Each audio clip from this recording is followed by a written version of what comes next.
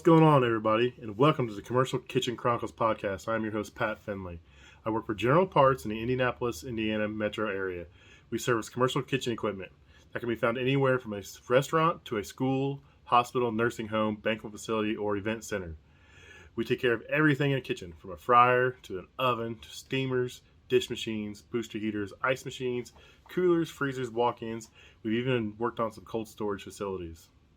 My goal for this podcast is to highlight what I do as a career in the day-to-day operations, as well as spotlighting all trades. I believe blue-collar trades is where it's going to be in the future. So I want to use this platform to promote and explain what these guys do. If you know anyone who would like to be on my podcast or be interviewed or would like to share their story with me, please get a hold of me. Thank you. I want to start off by introducing myself and explain what I do and how I got here. I started off in high school taking vocational classes for electrical. I was an electrician for several years. I did a 2-year program through high school, came out and did 6-7 years as an electrician. I was union, non-union. I ended up doing tract homes and apartments for years. My father, he had always done refrigeration, HVAC. He ended up going to work for a company that does what I do. He worked there for a few years. Loved it. Always talked well about it. They ended up getting sold to a bigger company, and he wasn't a part of it.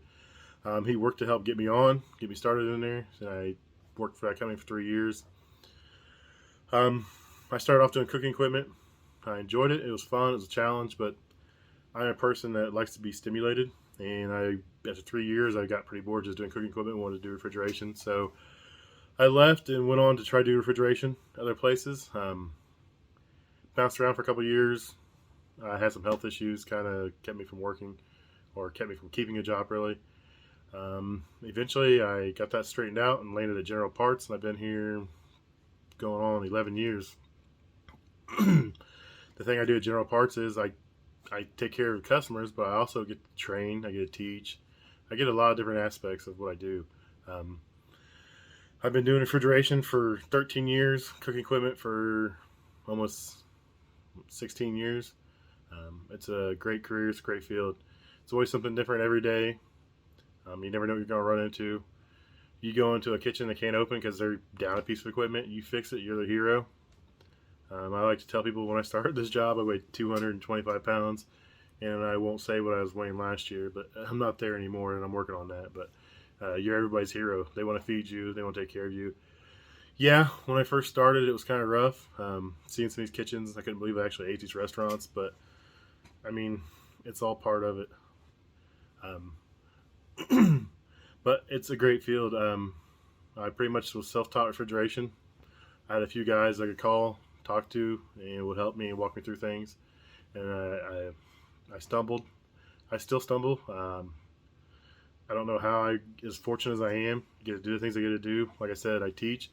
So I trained for Frymaster. I trained their level 2 program that's for General Parts technicians. I travel the country, so I go to our branches and I bring a couple fryers with me. Set up, do a 2-day class, go through programming, go through troubleshooting, go through teardown, rebuild on the fryer, as well as Garland clam grills. I do the level 2 for Garland clamshells. It covers all their clam grills, General Market, McDonald's specific, Chick-fil-A specific. Recently, I've been training for Cefesa, so I travel to Cefesa a couple times a year and I train refrigeration. That's pretty cool. I never thought I'd get selected or picked for this. It was kind of something that just happened, and I am extremely fortunate and thankful that I get to do it. It's pretty cool. I get to go hang out with some really cool people at Cefesa, and I get to meet new techs, train new techs, and make new friends. A lot of them I still talk to regularly, so it's quite an adventure. But most of the time, I'm just a technician from day to day. I get up in the morning, I go to service calls, I fix things, and go to the next one, fix the next one. Right now is a crazy time for us. We're understaffed. No one wants to do this job. I mean, it's a greasy, dirty job, but it's fulfilling. It's rewarding. It's stimulating. So if you have a mind that likes to be stimulated, likes to be challenged, this is it. I mean, I enjoy going to a call that another company's been there or other technicians have been there and they couldn't get it. I walk in, ignore what everyone else has done in the past, start from the beginning and go through it.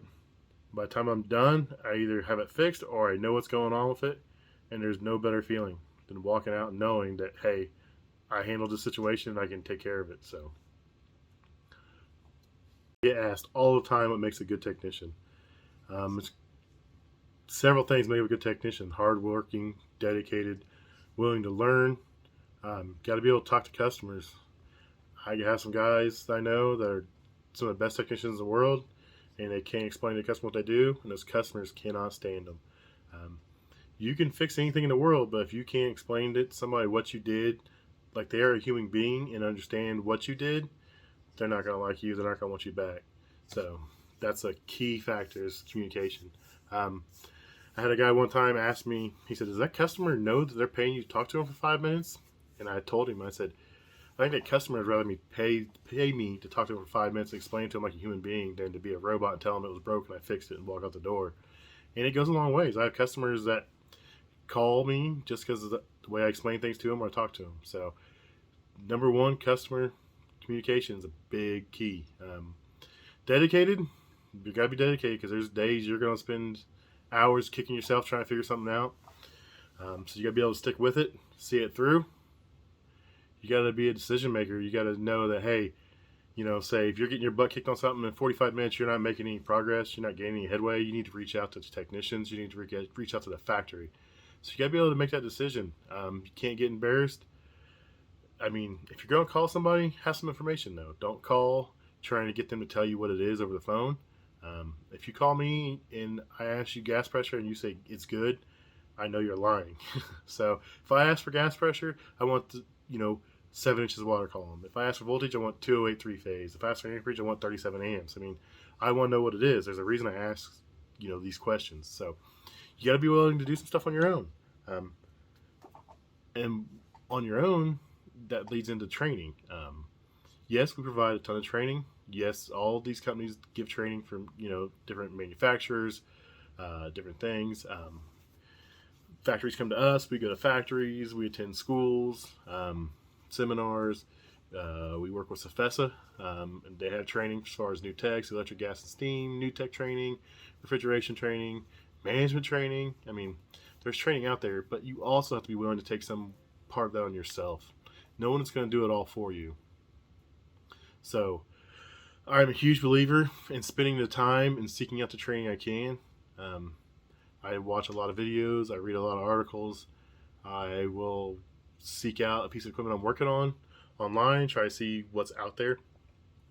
If I find training I feel useful to me or my guys, I will send the information to my boss to, hey, get this guy in this class.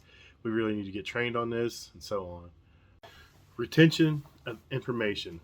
Now, I don't expect you to remember everything you ever do, but what I do is I like to remember where I can find information.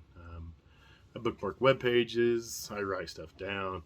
If you know where to get to information at, you are dangerous. You got to know the people you can reach out to for help. If you have a good community around you, a good network, you can fix anything. Just remember, reach out to your friends, reach out to your coworkers, and then reach out to the factory. Those 3 things are key. Let's get into who I am. I am from Frankton, Indiana. It's a little bitty town, kind of by Anderson, Muncie area. 3 kids, married. I'm an avid outdoorsman. I like to hunt, fish, camp, hang out with friends. Recently started smoking cigars, drinking bourbon. Not to get drunk, just to experience it. I don't know. I get bored easy. It's the ADHD, so I try to do different things all the time. I like to go off-roading in my Jeep. I don't do it near as much as I should, but that's going to be changing here soon. So other than that, I just wanted to get on here and say what's up and introduce myself. Like I said, if you know someone who would like to be on the podcast, if you know someone that I should interview, someone has a cool story, someone that has a great story about the trades, please, please, please get a hold of me. I want to do my best to promote all the trades, all the skills, everything. I don't care if you're running a backhoe. I don't care if you're sweating water lines. I don't care if you're running drains. I don't care if you're snaking drains. I want to talk to you guys. This is what it's all about. This is the future. I don't know how much longer all these information jobs are going to last, but there's always going to be people to run water lines, run HVAC. I mean, we're always going to be in demand. So I think this is the future. I think there's a lot of money to be made in this industries, and I like to see everyone succeed. So please reach out to me if you have somebody, and I appreciate all the help and feedback. I just want to say thanks, everybody, and have a good night. Take care.